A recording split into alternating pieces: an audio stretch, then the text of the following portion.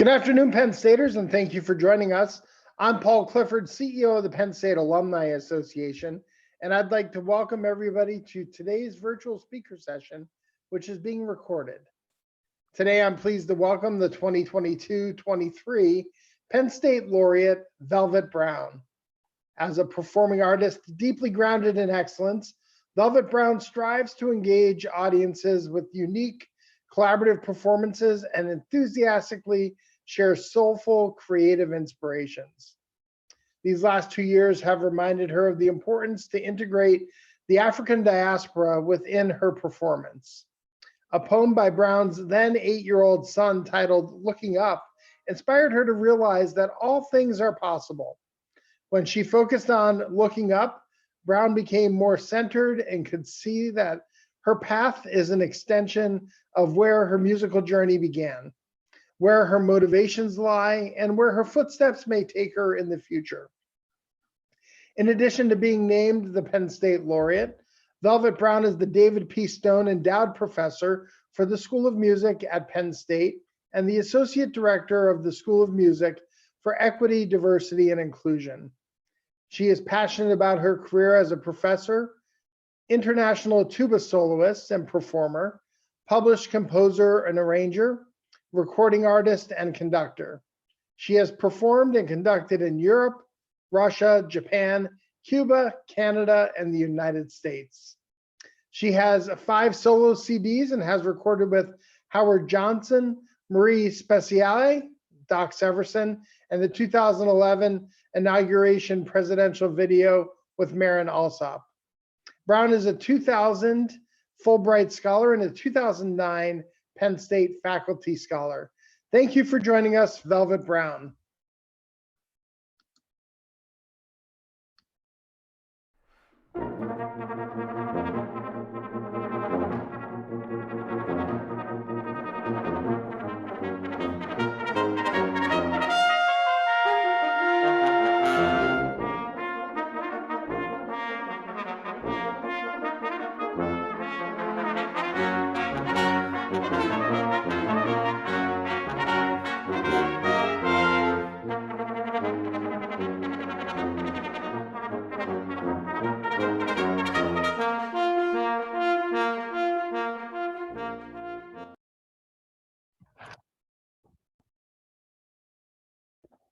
Good afternoon.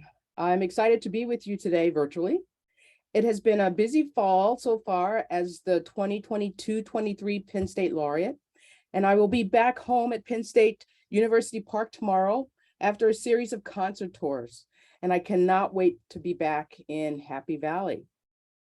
I am delighted and honored to have the opportunity to be a part of the Penn State Alumni Speaker Series. I would like to thank the Alumni Association for this esteemed invitation. My talk today is entitled "Look Up and Expand Your Reach." When I was thinking about the title and content of my address, I discovered a poem in my Google Docs written by my young son. He wrote it 3 years ago when he was 8 years old. This poem was in a collection of his writings, yet set alone, and that is how I noticed it. I read it and was moved by his poem, and I immediately knew that this was the answer to what would inspire my address to you today. I will read the short poem entitled "Looking Up." Looking up at the stars, they are bright, they are shining, they are glistening, feels all right. It makes me want to dance. Looking up at the city so high, it makes me feel like a bird soaring to the sky. Looking up makes me think personalities. We are all the same, but in different ways. If we look up outside Earth, we can make a better place. If we just look up through our minds, we can do or make anything if we just look up. After living 2 years during the pandemic, it is now a season of renewal. We have all had challenges that come our way throughout the last 2 years of our lives as spouses, parents, professionals, co-workers, mentors, and contributing citizens in our communities. We were not only worried about surviving in regard to our health and the health of those around us, but also instantly navigating an unfamiliar working environment and existence while continuing to strive for excellence. We are moving forward and have established a new normal. These experiences have made me realize that our pre-pandemic normal could have been much more inclusive and embracing with meaningful connections.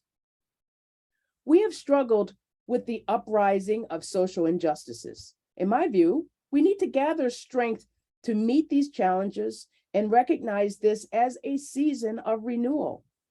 We can look up and see beyond ourselves and be vital in creating communities of compassion. Over the last few decades, we have been in a calm before the next storm. When I talk about calm, for some it means keeping in our comfort zones, not looking up to see everyone around us, and not expanding our experiences. Why not reach out to others? We may say that we do outreach or that we treat all equally. For me, however, outreach is more than going to an unfamiliar school or area to teach or perform and checking it off a list of obligations. Outreach means that while I am there, I am engaging. I am looking up to see the people that I am teaching and playing for, that I have asked the people that I am engaging with what their needs might be, that I am respectful to all people that I encounter, that I have their best interest in mind as I am connecting in ways that say, I see you, I appreciate you.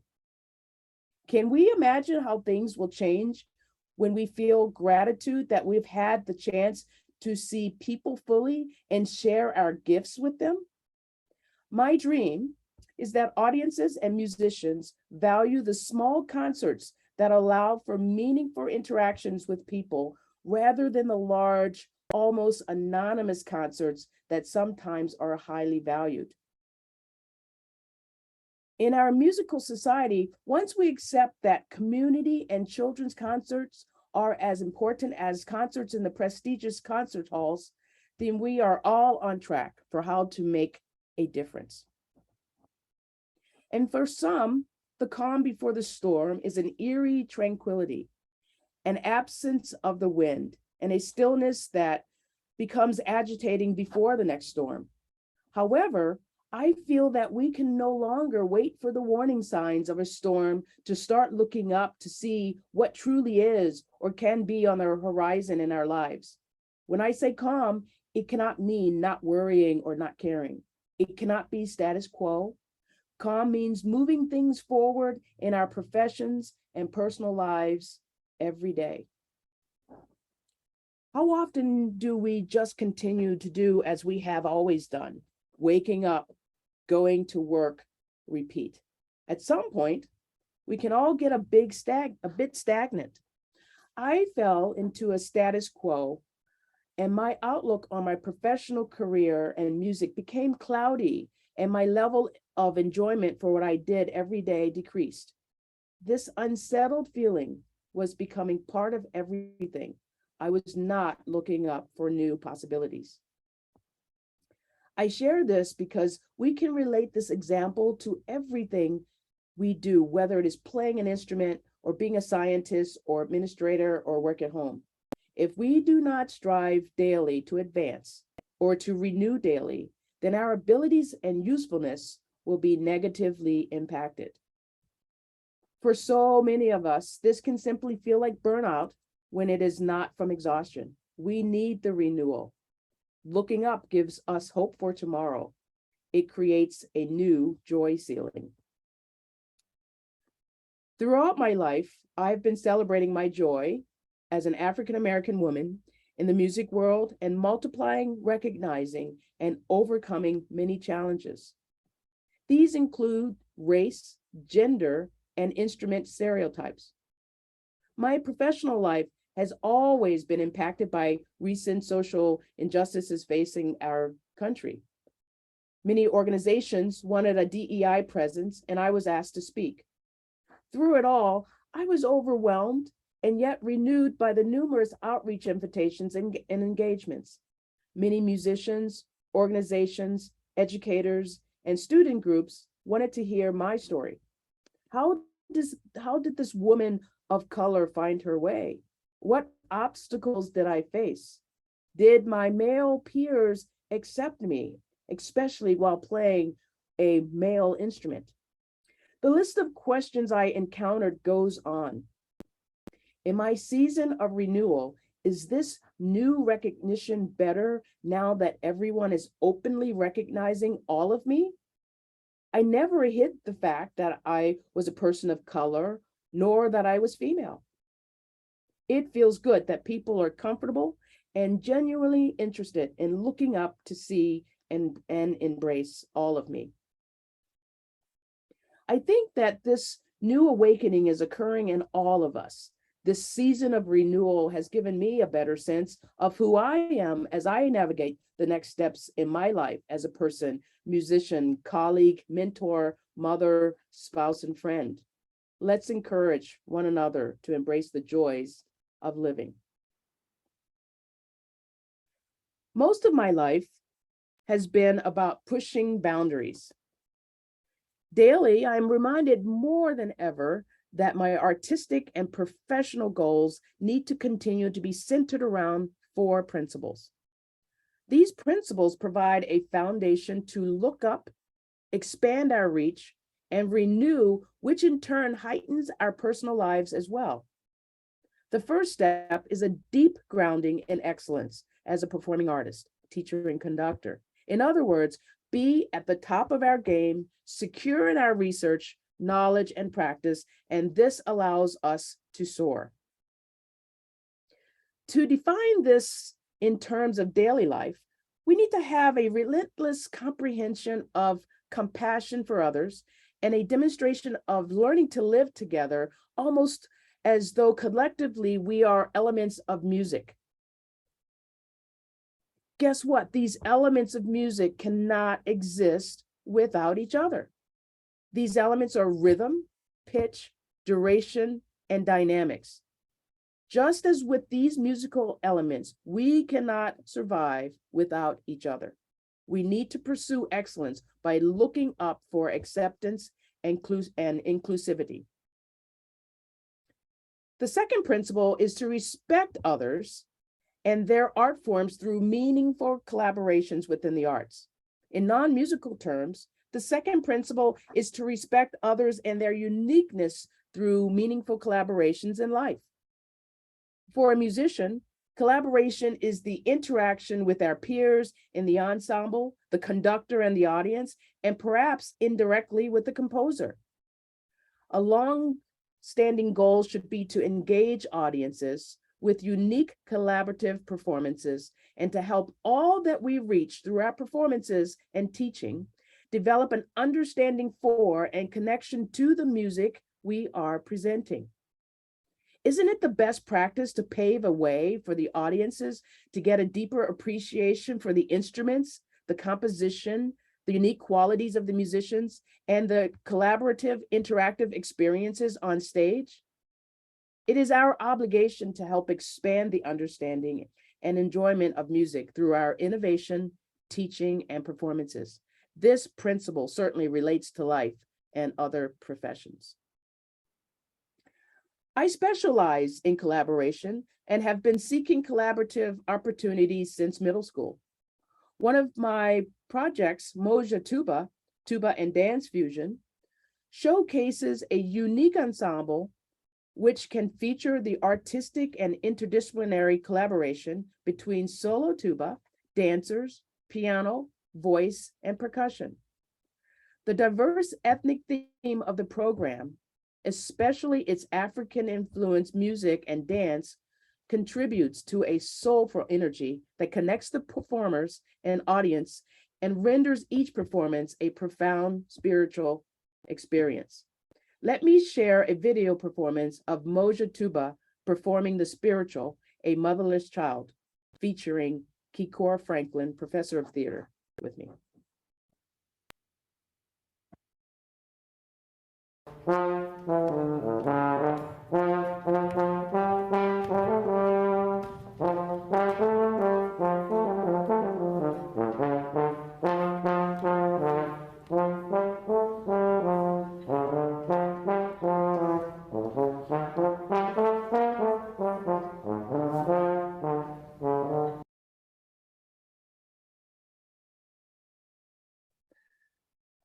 The third principle is to demonstrate a genuine enthusiasm for sharing our sense of soul and inspiration through musical performances as a performer. My innovative artistic initiatives offer a generous display of sensual musicality, expressivity, and virtuosity. I cannot comprehend music without these. This is my perception of music. I cannot comprehend life without collaboration and a heightened elevation of senses, compassion, and expression when connecting with others. I invite you to share in this enthusiasm in your own life by sharing something unique about you. The fourth principle is to celebrate diversity in the arts. I thrive to educate and broaden the musical spectrum for students and audiences with diverse music and performers.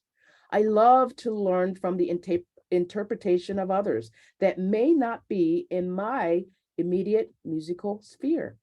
There is so much to learn from each other. My performances take the listeners through musical explorations and life experiences. I must feel free to be a creative musician and embrace the freedom to project our influences on the music. Making music with others outside of our comfort zone will elevate our musical growth and expand our community connectivity. This concept is true with life beyond its musical implications. Yes, there are traditions, but the fear to push the boundaries and dig deeper into new territories should not stifle our explorations as we explore new creative and engaging endeavors. It should also go without saying that we need to embrace the diverse people within our musical and non-musical communities. Have respect for those that don't look like us, those that speak a different language, those that are in a social economic climate that is different than ours, and those that have loving households and families that are not the same as ours. Music and humanity go hand in hand. I implore you to make it a practice to look up and cherish those around us at all times. How do we expand our reach in this season of renewal? First of all, renewal is not seasonal, but a daily event. Every time we walk into our office, studio, or familiar spaces should feel like an opportunity for renewal. For those of us that live in climates with 4 distinct seasons, just imagine if we only clean when spring comes to let the fresh air and breeze enter our lives. Let this feeling be with us every day. The season of renewal can be defined as a commitment to rejuvenate, investigate, create, and embrace daily. Shouldn't the enthusiasm and dedication to the profession of music be with an endless energy for sharing, inspiring, and educating? Shouldn't the enthusiasm in our daily lives for interacting with our colleagues, neighbors, and others also be an endless journey for sharing and inspiring each other? I am defined by sharing, inspiring, and educating, and invite you to continue joining me on this journey. I believe that we need to welcome the opportunity daily to enrich one another. And for me, that is through teaching and also through my art. As a musician, I strive to enrich a wide array of listeners with the most rewarding expressive art form. Bring to the table your unique artistic and/or personal positive perspective and the story behind it. For music is personal, music is intimate, music has a heart, music has intellect, music has motion, music breathes, music lives, so I am alive in every sense of my artistry and outreach. How alive are you? Let's be a society that truly invites people into our circles so that we can interact with one another. Let's make it a point to embrace new friends and colleagues. Here are some questions we can ask ourselves. Are we being more inclusive? Are we reaching out to others within our own organizations? Are we just too comfortable within our own status quo? Being successful in our careers and our lives can come down to how comfortable we are with ourselves. When we accept ourselves, we're sending a powerful message that we accept others for who they are as well, regardless if they are a person of color, have a disability, or part of the queer community. We need to be inclusive educators, mentors, role models, employers, and colleagues. Everything that we do is messaging something to someone. Throughout my career, I have been multiplying the challenges of an African-American woman as a musician and human being, looking up and expanding my horizon. Today, I celebrated with you my journey on this uncharted path by sharing my thoughts, dreams, and collaborations that have all led to wonderful, exhilarating, creative, artistic, professional, and personal growth as a person, musician, and educator. I truly have found immense joy. This is how I celebrate my seasons of renewal. As I close, I wish to reflect again on my son's poem. Looking up at the stars, bright, shining, and glistening. These stars are your students, friends, colleagues, spouse, and people that you encounter. It does feel all right when you truly look without a biased lens. Looking up at possibilities so high, use this so that you feel like a bird freely soaring. Looking up, let us see all of the personalities. This is true. If we look outside of our everyday restrictive network, we can see that we are all diverse people and together can make a difference in the lives of each other. If we just look up through our minds and actions, we can make great things happen together. Let me leave with a video performance of Moja Tuba performing Barbara York's How Beautiful with Maria Malizia as the dancer and Dr. Anthony Leach piano. I thank you very much for your time today, and please enjoy more collaboration. Moja Tuba.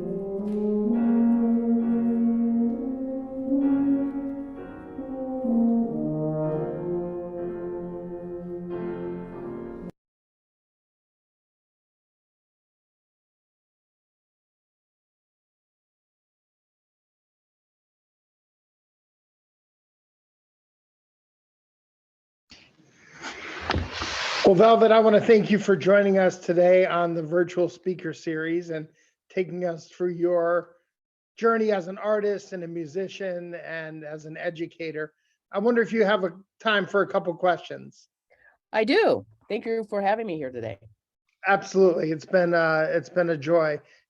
Can you take us back to when that moment that you knew music was a passion of yours and that it would be a significant part of the rest of your life?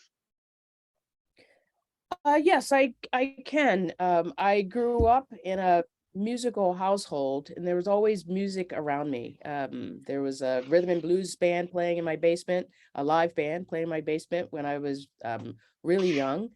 There's also the influence of church, where there's the church music.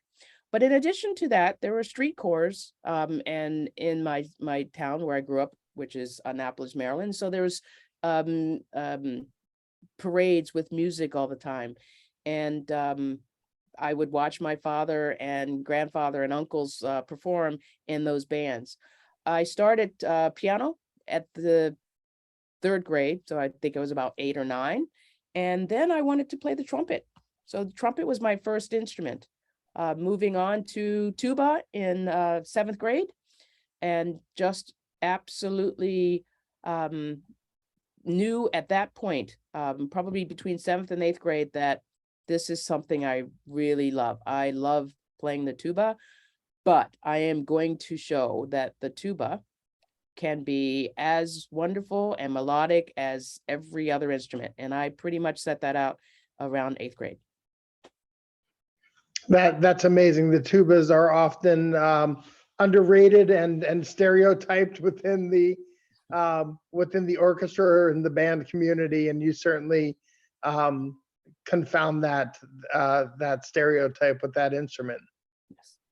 There's a So, quote that I had that was after a recording, there was a review, and I cannot remember exactly, but the reviewer wrote, this virtuoso musician breathes music into a blue collar horn.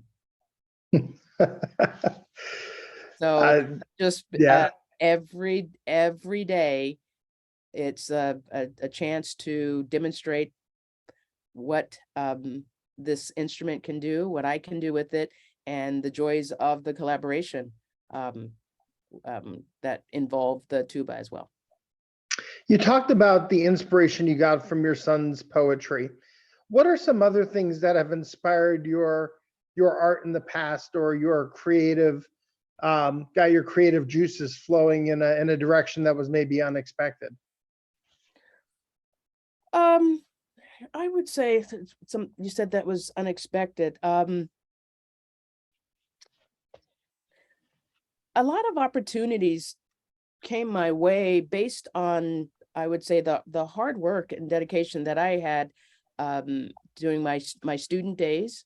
And for instance, I was a student at West Virginia University, and as a sophomore, junior, and senior, I played in the faculty brass quintet because my teacher couldn't play in that based on his schedule. And I was suddenly, at age 19, 20, playing with professionals in that regard. So I've always had an opportunity to learn by just being put into these wonderful positions. I mean, there are several others that I can think of, but I was prepared. I was hungry for more, and my teachers and the musicians around me knew that. And I think that's what kept me motivated. It's still what keeps me motivated. I still say to myself, what am I going to do when I grow up? Right. Because Right. what more is there that I can do? And there is no end to the collaborations or the musical expressions and explorations that I intend to find as I continue. So you mentioned growing up in Annapolis and then spending time out West Virginia as an undergraduate. How did you become a Penn State Nittany Lion? Well, I was a college professor at another institution, and a call came from Penn State saying there was a tuba opening. It will be our first full-time position, and are you interested? And I came, and I sent my resume in and came and performed a recital, taught the students, interviews and so forth and so on. And I was asked if I wanted to be part of the Penn State family. Excellent.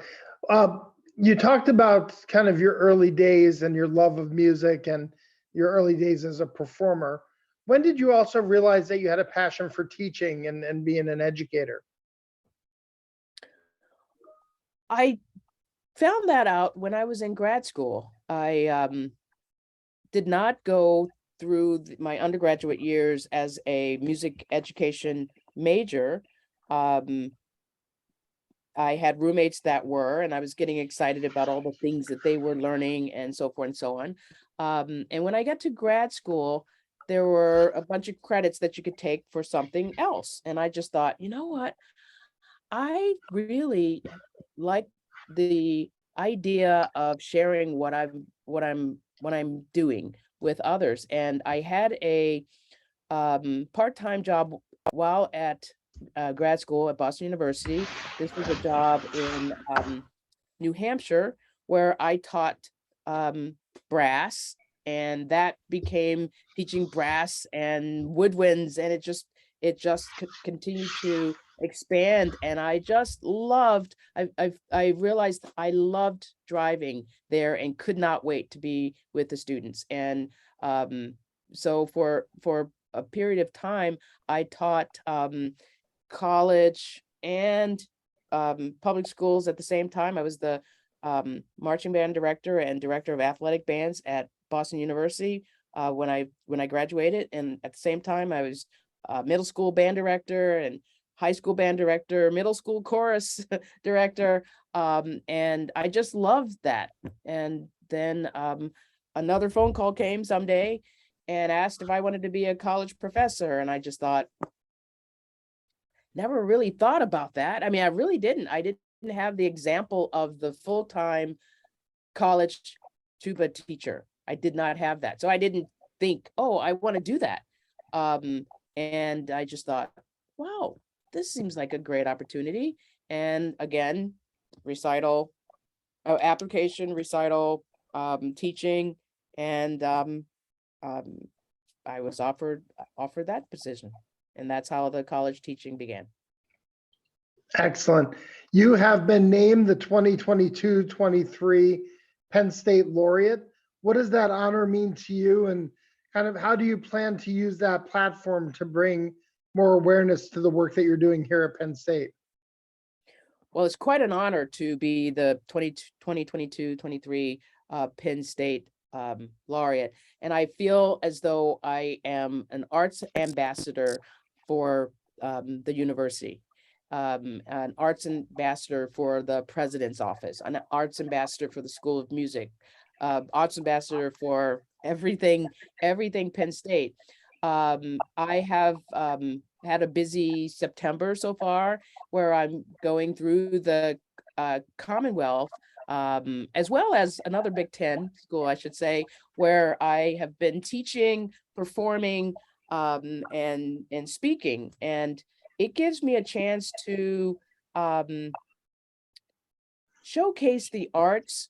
But I think one of the great things about it, it puts a face and a human being to the arts. It puts a face and a human being to what it means to be an ambassador for the arts, and in such a connective way. That is what's most exciting for me. And I can tell you, it's a lot of hard work coordinating everything. But I am absolutely thrilled with all of the people that I have met so far and the people that I will get to meet. I'm zooming into classes with various topics. I am engaging and just being in rehearsals for some ensembles on some of the other campuses, and giving some talks and dinners. It's personal. It's art, it's personal, it's collaborative, it's more than I could ever imagine. It's just a wonderful, wonderful feeling. And but it gets me to do all that I have envisioned as the artist, as the complete person, not just someone sitting behind a big shiny silver or gold instrument. Well, Velvet, thank you so much for joining us on the virtual speaker series today. Congratulations on being named the 22-23 Penn State Laureate, and we look forward to connecting with you again in the future. Thank you very much. As a reminder, you can view a full listing of all of our events, both virtual and in person, at alumni.psu.edu/events. Thank you for all you do for the university, for the glory, and for the future. We are Penn State.